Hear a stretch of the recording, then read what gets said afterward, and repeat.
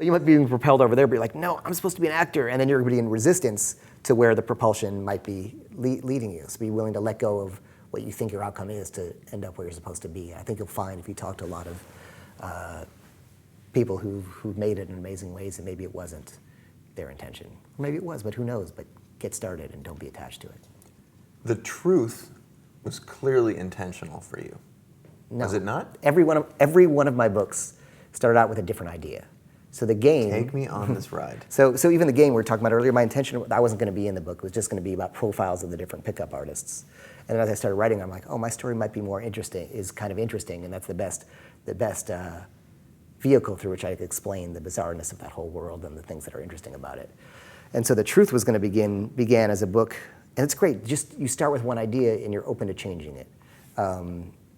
So The Truth began as it was going to be about like the institution of marriage is broken, monogamy is an anachronism that was instituted by turned into law by the Catholic Church in the 9th century and what have you, and why are we still doing this? It doesn't make sense. Nothing in evolution backs it up. Very little, even the animals thought to be monogamous are really slipping around, Canadian geese, I hear, are monogamous-ish. Right.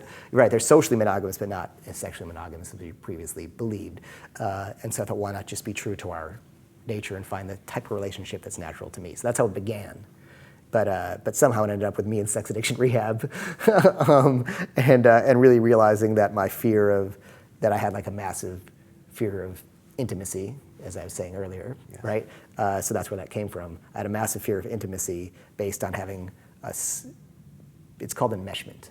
And it's enmeshment. So if whatever sex you're attracted to, generally if you're a parent of that same sex, if you're a parent of that same sex growing up, and it's really hard to diagnose, but if they either smothering, anxious, if for some reason you grew up taking care of their needs instead of them taking care of your needs, you'll tend to be relationship avoidant.